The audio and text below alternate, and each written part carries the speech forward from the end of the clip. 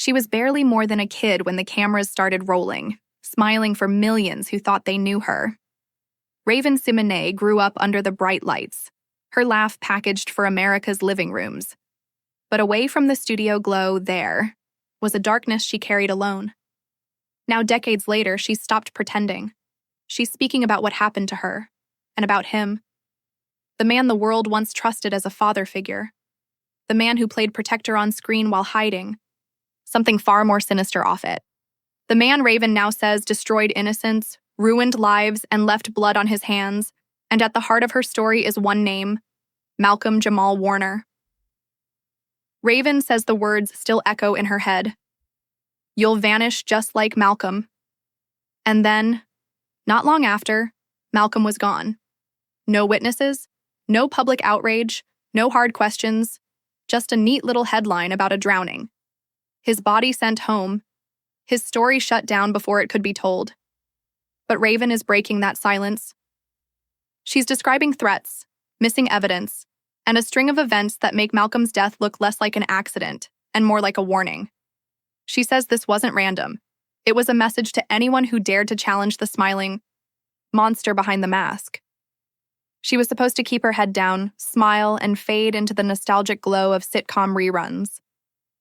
But she didn't fade. She waited. She paid attention.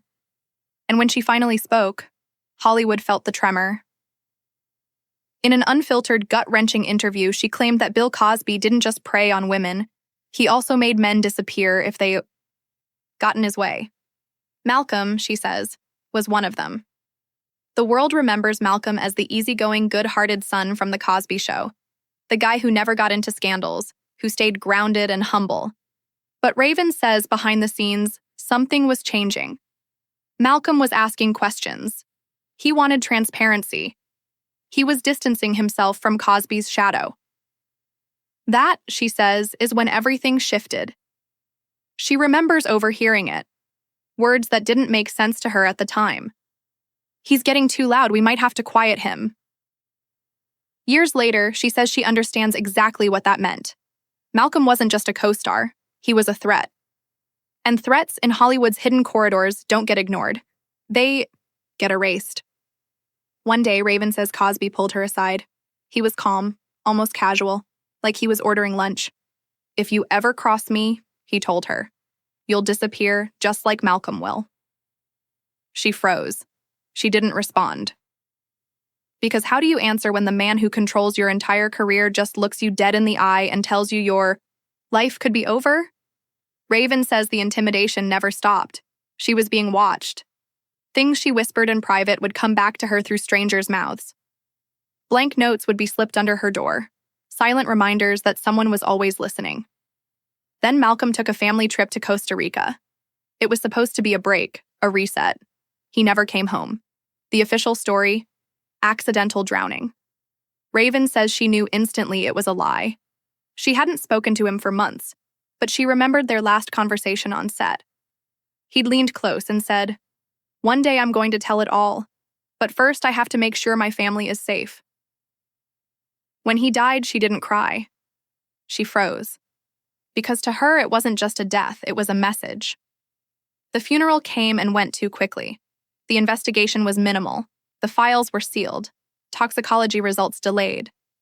And then, out of nowhere, she got a call from Cosby. He said just one thing before hanging up. "Now you understand what happens when people talk."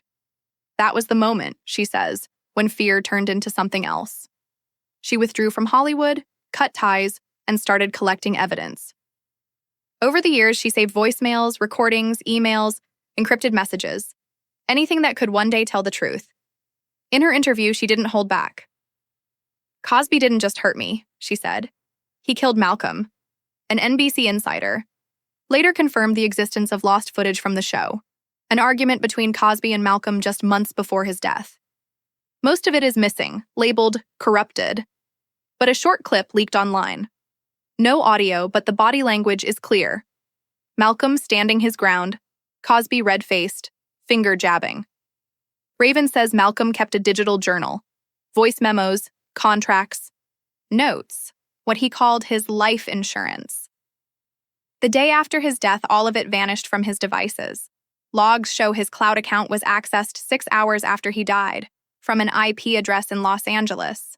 And just a few blocks from that location, a property linked to a shell company tied to Cosby's old lawyer. A whistleblower claims Malcolm had been preparing to go public with evidence that Cosby's company was illegally using cast members' names and images for financial gain, without their permission. Raven's name was on those documents. She says Malcolm showed them to her, and that's why she believes he was targeted. She says she's ready now.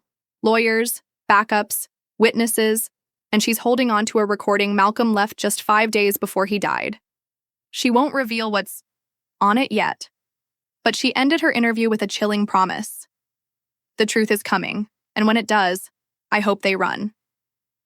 In the days after her revelations, Hollywood went into damage control mode. Old social media posts vanished. Profiles were scrubbed. Cosby's lawyers sent cease and desist letters accusing her of defamation, but Raven only pushed harder. On a live stream, her eyes swollen from crying, she said, "They told me to smile and protect the brand. I'm breaking the brand. I'm breaking him." And she's not alone anymore. Tempest Bledsoe, who played Vanessa on The Cosby Show, appeared on Instagram Live. She didn't speak for 10 minutes, just stared at the camera. Then she whispered, "Y'all don't know the half of it," and ended the stream. Then came the memo.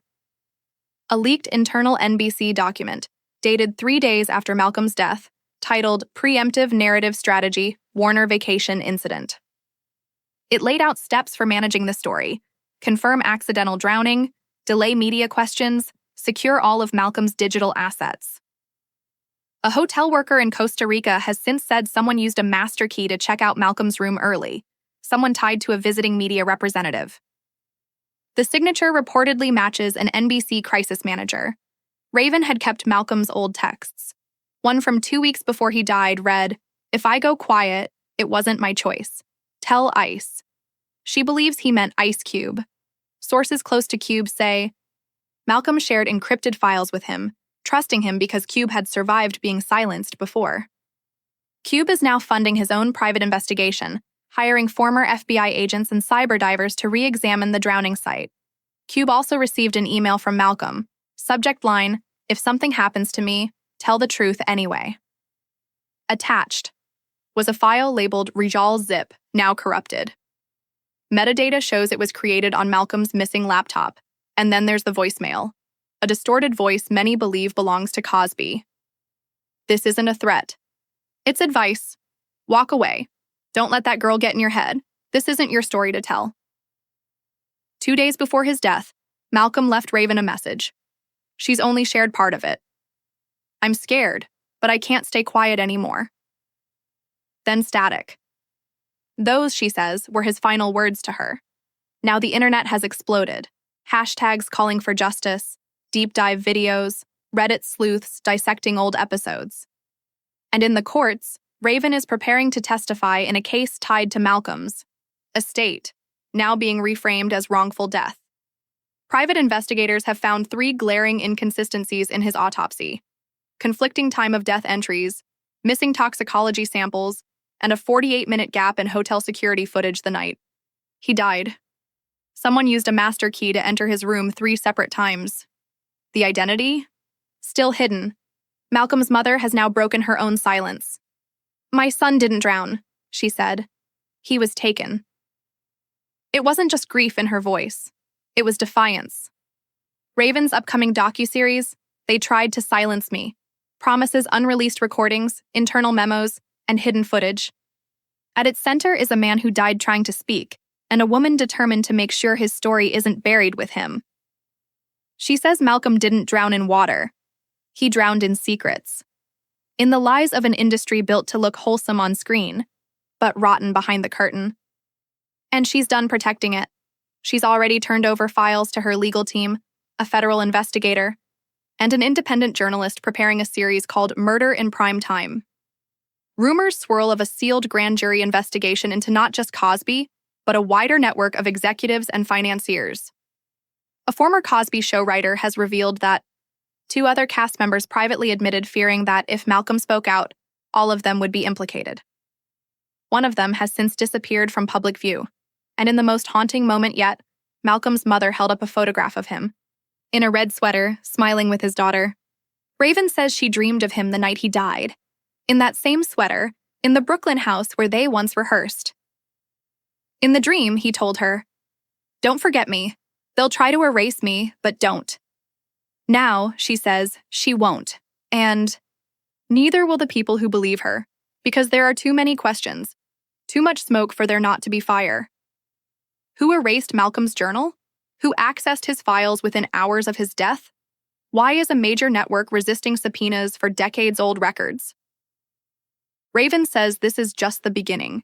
She's naming names, building a timeline, and refusing to back down. She's not just accusing Cosby of abuse, she's accusing him of murder. And she's framing it as part of a conspiracy that goes higher than anyone imagined. And if what she says is true, then one of television's most